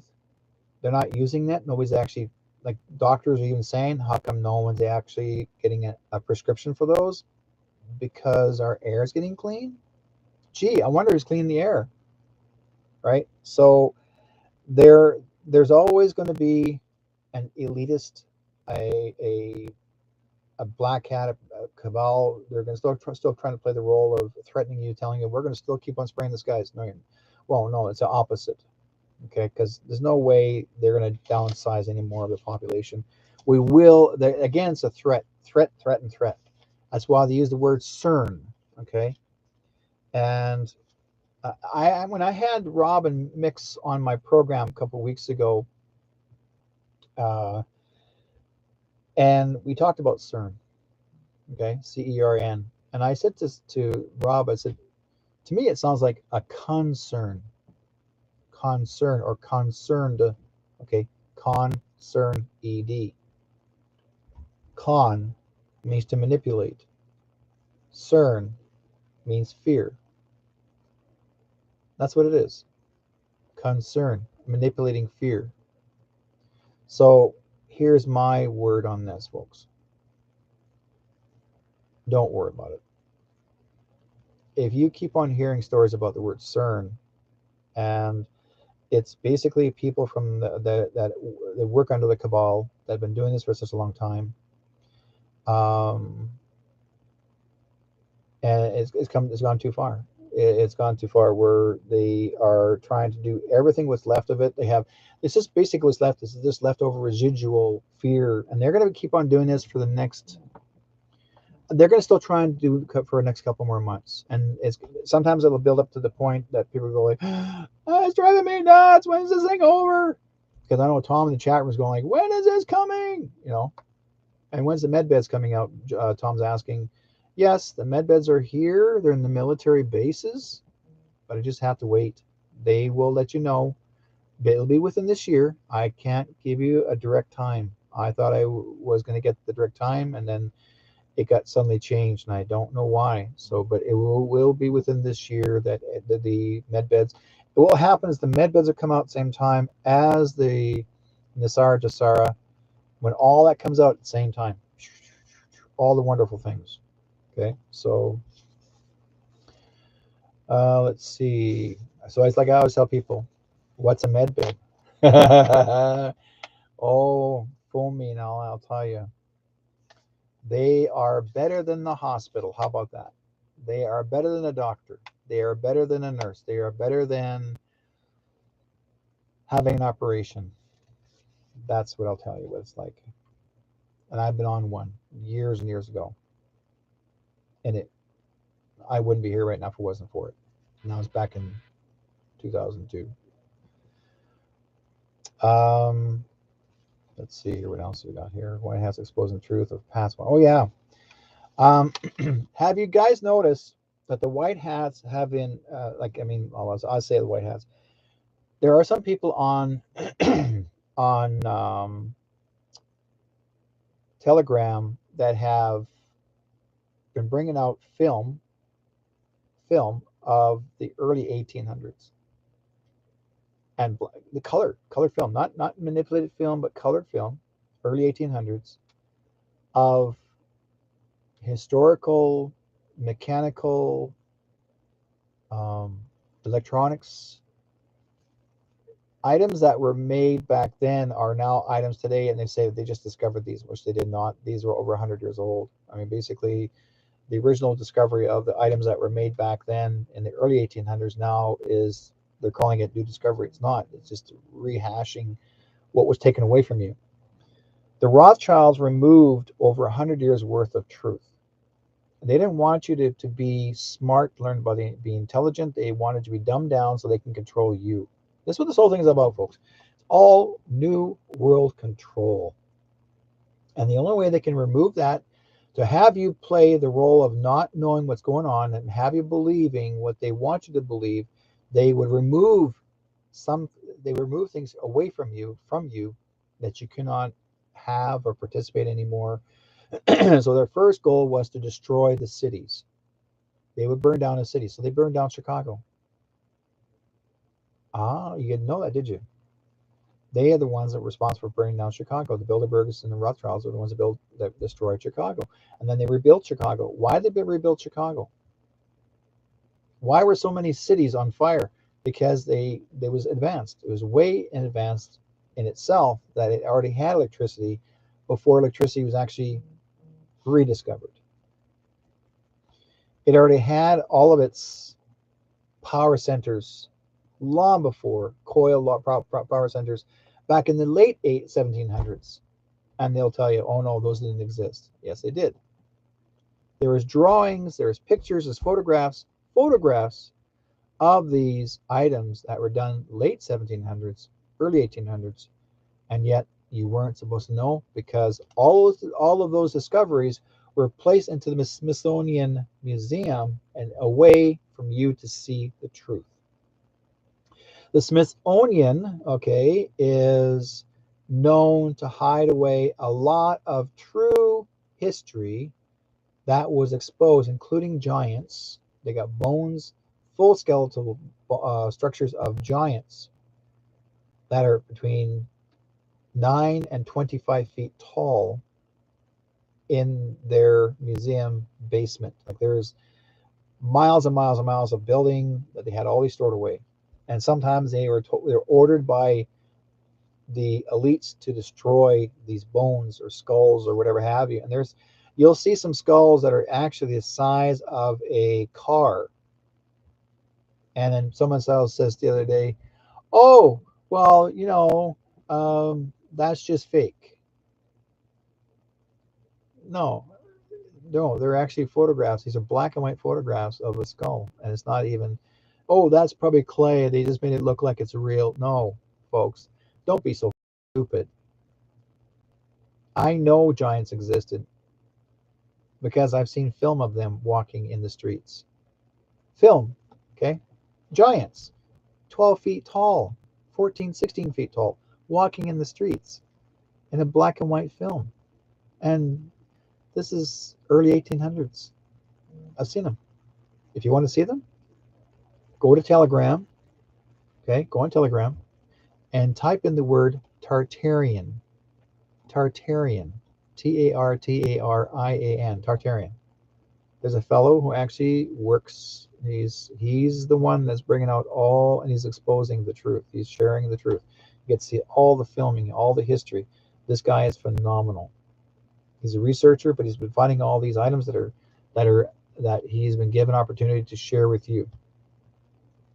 So you know exactly what's going on. What was the purpose of them shrinking humans? Because the Germans, it was actually a remedy. That's why they call it the sin. Okay, sin. The word SINN, that was written in the Bible. That said that man committed sin. Well, it was actually the giant of man. Like, it was actually the giants themselves that committed sin. They actually, sometimes people say that the bad angels had sex with humans and they had children. And a lot of these angels were 25 or so tall, and they looked more like they were giants. And they had, because they fell in love with these girls and had children, and those children were half the size, so basically 10, 12, 14 feet tall. Meantime, they were born as babies and they lived lifestyles, and they lived for 1,000 years, sometimes even more. So that's why people realize that we had the ability, and a lot of us were giants. I mean, our human genome or human DNA actually has a giant a giant genome in it, that we can be giants. We can actually grow taller. It's in our DNA.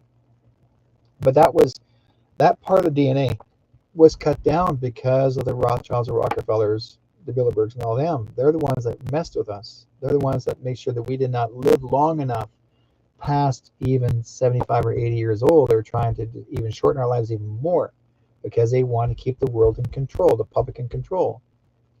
But they themselves believed, especially the Rothschilds, believed that they were the ancestors of the Anunnaki, or of the ones with the big heads. They themselves believed that. They believed that they were the ancestors of Nephilim. And so they decided to have their big heads, and so to speak. Oh yeah, this is all world control stuff. This is basically, again, manipulation. It's just ridiculous. But humankind, they don't realize what humankind is like. We're very intelligent people, but they were trying to dumb us down. So I was very fortunate to spend time with some giants that were 9 feet or so tall, and I got the opportunity to be on their planet, and they showed me around, and they told me all this stuff. I mean, they told me that we live for 1,000. They lived for 1,000 years. We lived for 1,000. Could have, and I said, well, how is it you guys, like? Are you guys connected to us? Yes, they're related to us. We're part of their ancestry, and their planet was where we normally came from. But again, why were we placed on this planet? Is because we got shorter. We got, how much somebody uses a famous phrase. We got the short stick of it, the short end of the stick, and that's pretty well what it is. Basically, it's there was a one particular king that did not want us to be like them, so he ordered to have all of us removed, eliminated, basically taken out. The other brother disagreed. They said, no, that's not right. So what happened was that the Palladians stepped in when they overheard that they were going to eliminate all of the Earth people off the planet. And the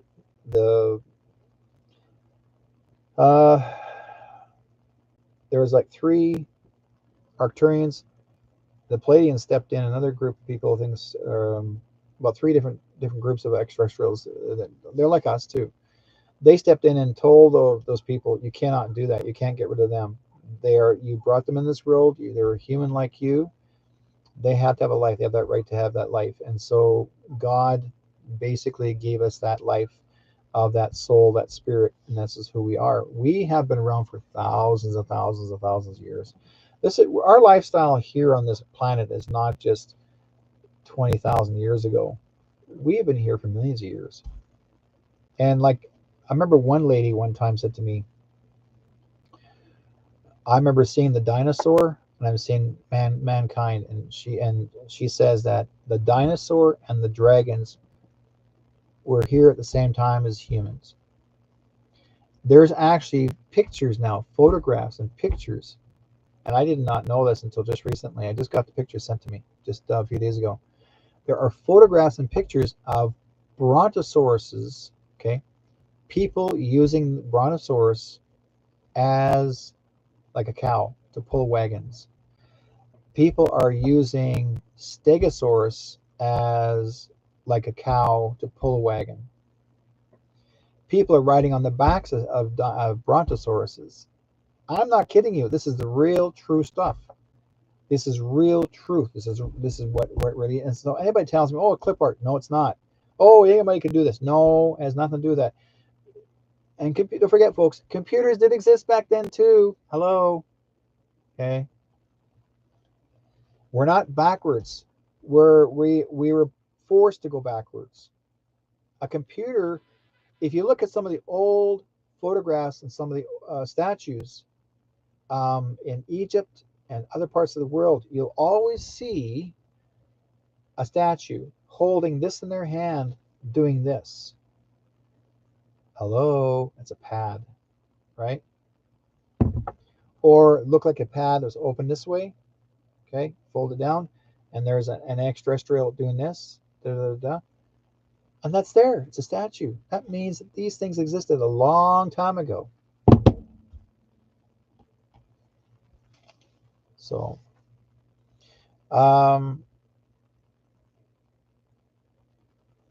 yeah, and presented to see the truth and timeline. The timeline are earlier filmed 1870 to 1880s, earlier than that, 1700s.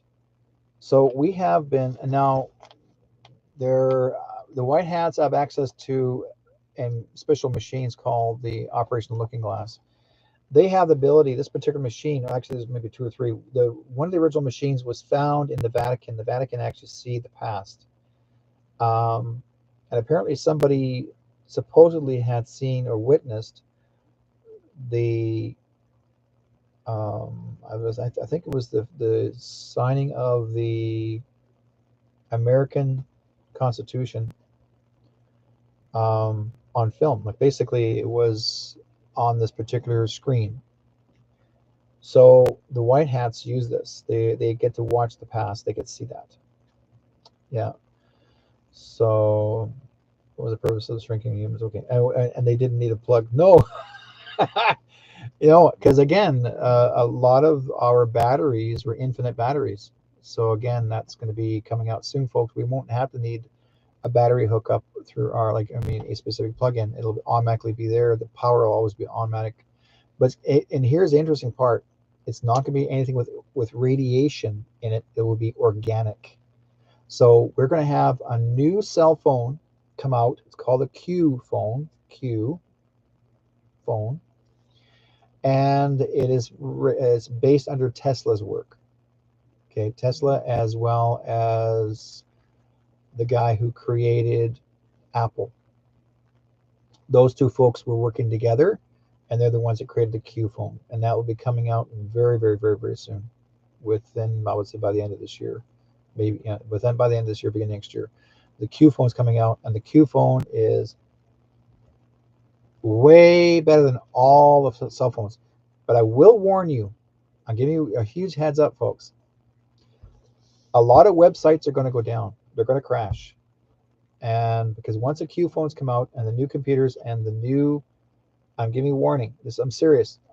When the Starlink kicks in, makes the switch over. Okay, it's called Starlink. Once it makes the switch over, all the websites are crashing. And they have to start over again. You have to recreate a new website for yourself. So if you have anything that you own on your websites, save all those pictures, photographs, whatever you have on your website. Save it, put it aside in the future, for the future, because a lot of the people's websites that have actually someone says written something negative about someone to destroy their reputation. That's going to get destroyed. That will be just eliminated completely, because the internet won't recognize the old features, because the old features was run. Everything that's on the internet today is run by corporation. Okay, so basically, all of your internet services are going to be gone, and you'll be starting from scratch. So when that flip over, I'm not sure when the turnover will be. Probably, I'm throwing it in the air. Probably by somewhere next year, beginning next year, it's going to go flip, and we have a brand new life, better life. Everything's going to do well. But again, I tell people, give it a heads up. If you have a website, you own it. Make sure that you save all those recordings. Anything that's recorded, even my shows, I record all my shows. I keep them on a file, because there'll be a time that a lot of the programming that we have here won't match it, and especially in the computer on the internet services, because it's going to drop all the stuff. Like I tell people, it's what I was told, that, for example, even Facebook, for example, okay, we may lose Facebook at the end of the year. It may be gone, wiped out, may not come back. We might lose YouTube, it might be gone, might not come back. So there's a lot of companies and corporations that may not exist after once the major flip is over. And there's approximately about, what did someone tell me, that was about maybe 50 plus new satellites, Starlinks, and then once they make that flip, that's it, right? But again, it's a good thing. It's going to get rid of all of the trolling, the corporations. They're gone. They are done. But it'll be run by the military, not run by your corporations. Okay, military in control of it. So I'll give you guys more new information later on down the road, and I'll give you a bit more of a heads up. So, if anyone wants to call in quickly and ask me any questions, you're more welcome to. I'll give you the phone number, 360-566-2875. That's 360-566-2875. If you want to call in and ask a question regarding what you're more welcome to. Guys, I'm almost done the program. I'm sorry for talking a lot, but I had to give you guys a bit of a heads up to clear the air, because people have been telling me they're so fearful of this CERN thing. And I tell people it's called concern.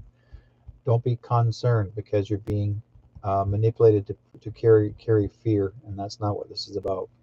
Okay. There are a lot of people out there, elitists, maybe call them whatever you want to call them.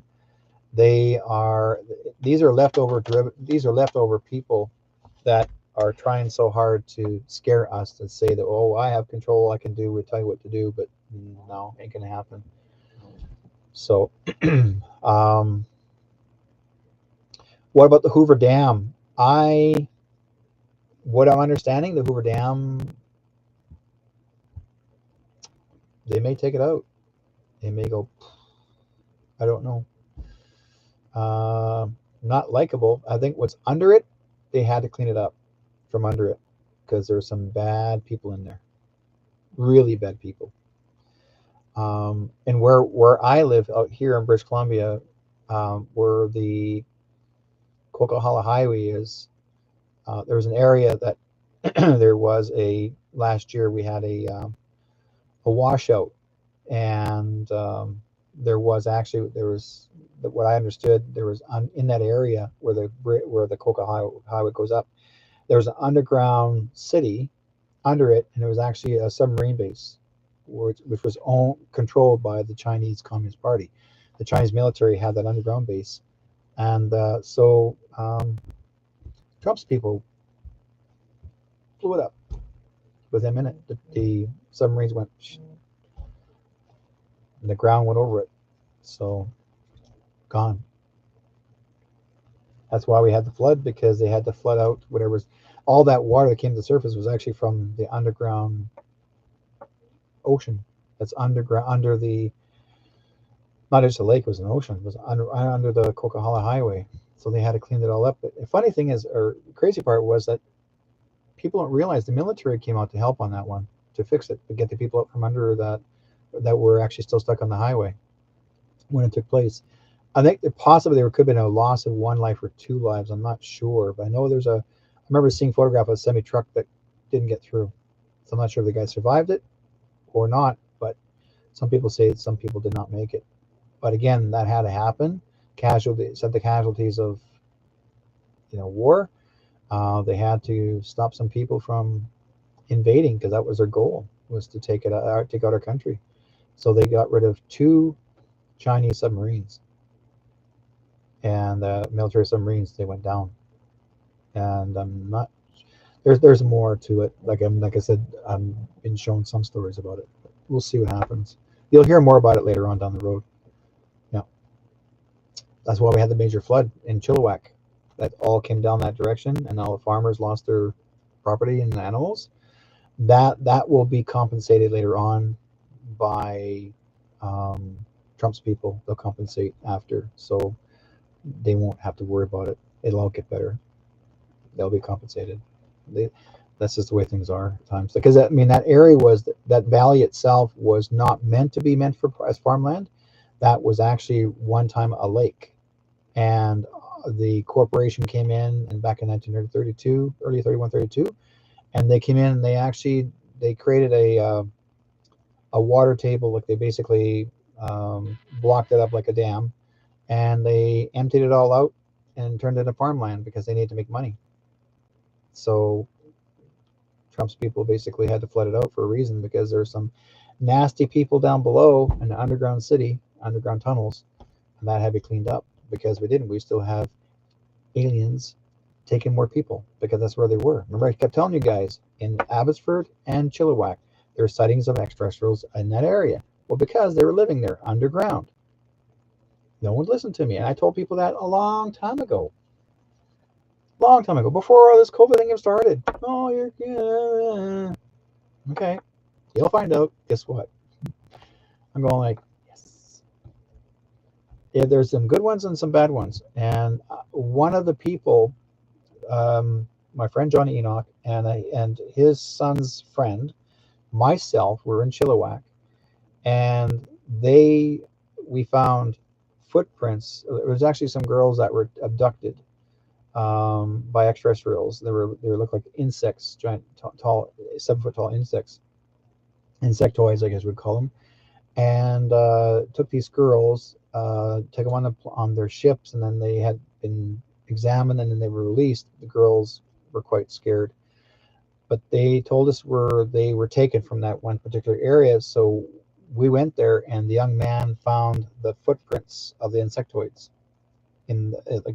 Their weight is so heavy that so what he did a plaster cast, like a Bigfoot. He did a plaster cast of all the footings of the footprints of the extraterrestrials that were in the ground, that was walking on the area of the ground, and he's got a plaster cast of it.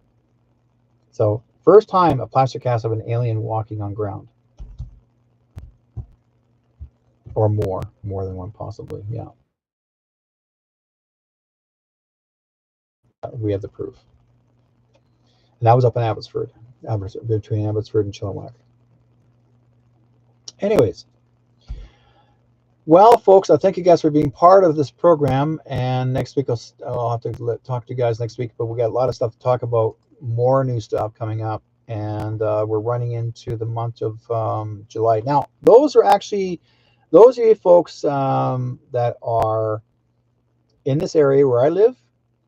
I live in the Surrey region, Vancouver region. There's a fusion festival happening out in Surrey here. That's July the 23rd and 24th.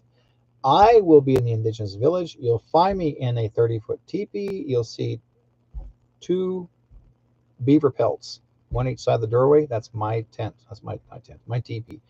And come on in and say hello, and we can always hook up and chat.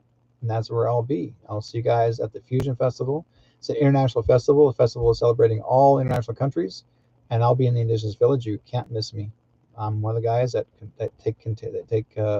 running that whole section.